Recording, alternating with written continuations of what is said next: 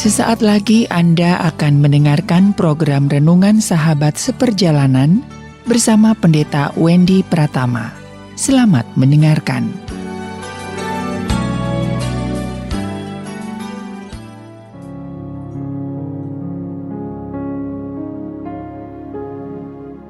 Selamat berjumpa kembali dalam layanan audio Sahabat Seperjalanan. Hari ini adalah hari Selasa 20 Februari 2024. Tema renungan saat teduh kita dengan judul Naga si Ular Tua. Firman Tuhan terambil dalam Wahyu pasal 20 ayat yang pertama sampai dengan ketiga. Lalu aku melihat seorang malaikat turun dari surga memegang anak kunci jurang maut dan suatu rantai besar di tangannya. Ia menangkap naga si ular tua itu, yaitu iblis dan Satan, dan ia mengikatnya 1000 tahun lamanya, lalu melemparkannya ke dalam jurang maut dan menutup jurang maut itu, dan memateraikannya di atasnya, supaya ia jangan lagi menyesatkan bangsa-bangsa sebelum berakhir masa 1000 tahun itu. Kemudian daripada itu ia akan dilepaskan untuk sedikit waktu lamanya.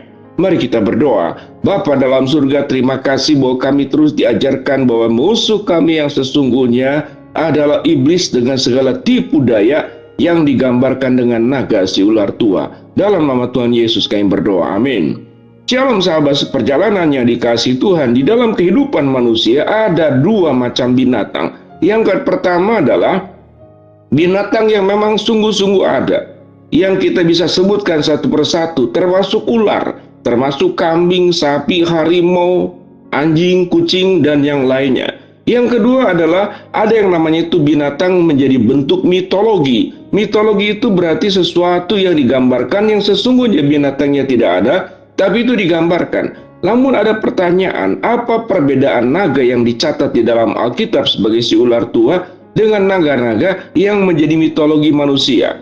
Sesungguhnya dua-duanya adalah sebuah gambaran tentang mengungkapkan sebuah keberadaan sosok tertentu, keberadaan tertentu yang digambarkan dengan sosok binatang.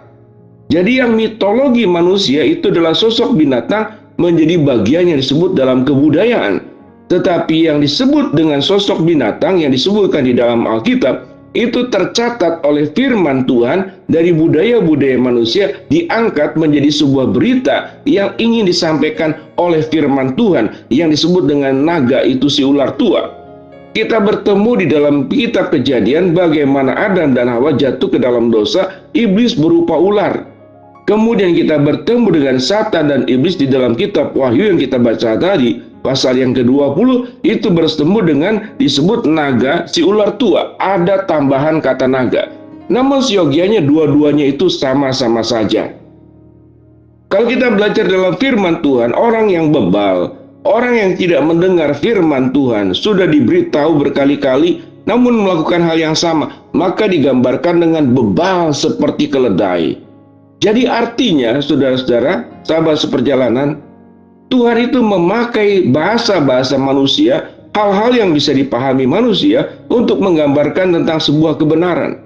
Dan di sini kita bertemu dengan naga si ular tua atau iblis yang memberikan tipu daya sedemikian luar biasa. Sahabat seperjalanan, setelah kita memahami tentang sebuah cara mengkomunikasikan sesuatu lewat bahasa manusia, lewat perandaian dengan binatang, maka kita sekarang belajar tentang esensi yang sesungguhnya. Apa yang sedang firman Tuhan katakan di dalam bagian Wahyu pasal yang ke-20 ini? Di sini ada yang disebut dengan kerajaan 1000 tahun.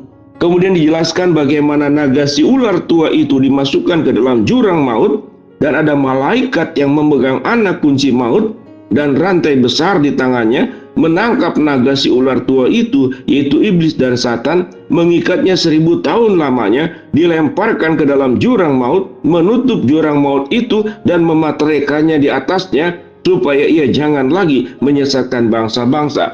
Sahabat seperjalanan, ini berbicara tentang bahwa kebenaran itu akan menang di atas segala macam bentuk kebobrokan.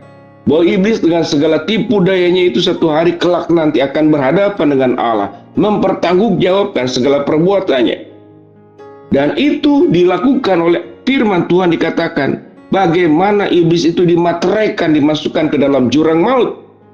Dan pada akhirnya, sahabat seperjalanan, setiap perbuatan apapun akan berhadapan dengan Tuhan sebagai pencipta, Tuhan sebagai Allah yang menguasai seluruh alam semesta ini. Tuhan yang pada esensi dalam dirinya adalah kebenaran, kekudusan, bukan keberdosaan, bukan kedurhakaan, dan bukan pemberontakan. Kalau naga si ular tua itu akan diadili oleh Tuhan. Yang dimaksud dengan kerajaan 1000 tahun adalah satu bentuk ungkapan juga. Kata 1000 tahun tidak benar-benar dalam hitungan tahun menurut ukuran manusia, tapi satu jangka waktu. Dan Alkitab mengatakan dalam beberapa saat, dalam beberapa waktu dilepaskan untuk sedikit waktu lamanya. Jadi artinya iblis masih bekerja saat ini. Sebelum benar-benar pada akhirnya akan diputuskan seluruh pekerjaannya. Ada sebuah pertanyaan, mengapa iblis dibiarkan? Kenapa tidak ditangkap saja, dimateraikan saja, dimasukkan ke dalam jurang maut, kan selesai. Kita tidak perlu untuk kemudian bertarung dengan iblis, tergoda oleh iblis. Ini sebuah pertanyaan klasik yang tentunya akan mendapatkan jawaban yang bisa berbeda. Namun yang kita perlu pelajari adalah memang jelas iblis itu ada, memang jelas iblis masih ada di sekitar kita, dan kita perlu berjuang untuk melawan iblis, melawan dosa dengan ketaatan kita kepada Tuhan. Maka fokus kita bukan lagi bertanya mengapa iblis ada, mengapa saya bisa tergoda. Tapi fokus orang-orang percaya adalah bagaimana punya ketaatan kepada Allah. Bagaimana punya ketundukan kepada Allah. Dan Tuhan akan memberikan kekuatan kita untuk melawan iblis dan setan yang disebut dengan naga si ular tua. Dan kita dipastikan oleh Tuhan akan menjadi pemenang-pemenang di dalam seluruh persoalan-persoalan hidup kita yang ada. Sahabat seperjalanan, musuh kita memang naga si ular tua. Namun sesungguhnya musuh kita adalah kehendak bebas kita sendiri.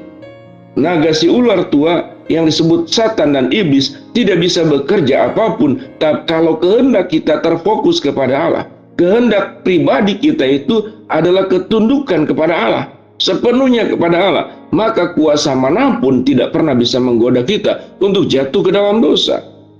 Mari sahabat seperjalanan, kitab Wahyu adalah kitab memang yang sulit, tetapi kita bisa belajar makna-makna yang ada di dalamnya.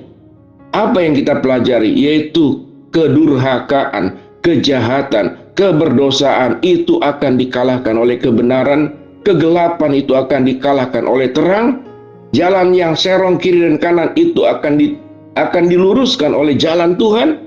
Dan pelajaran yang paling penting, setiap perbuatan makhluk hidup yang namanya manusia, termasuk iblis, itu akan dipertanggungjawabkan di hadapan Tuhan suatu hari kelak nanti.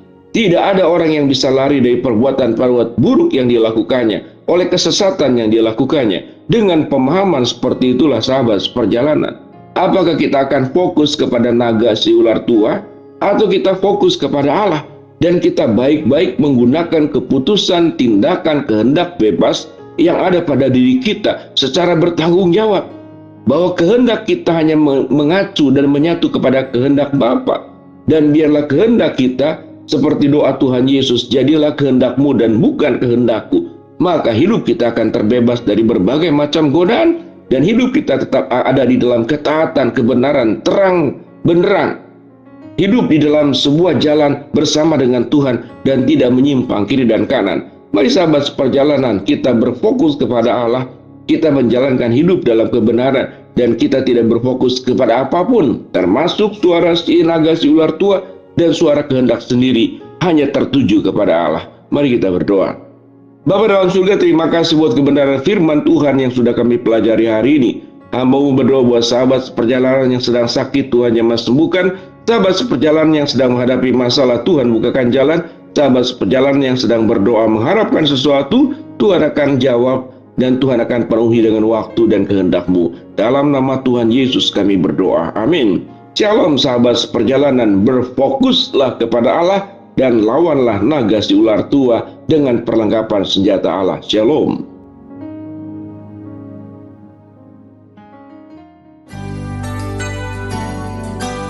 Anda baru saja mendengarkan program Renungan Sahabat Seperjalanan bersama Pendeta Wendy Pratama. Terima kasih atas perhatian Anda. Tuhan Yesus memberkati.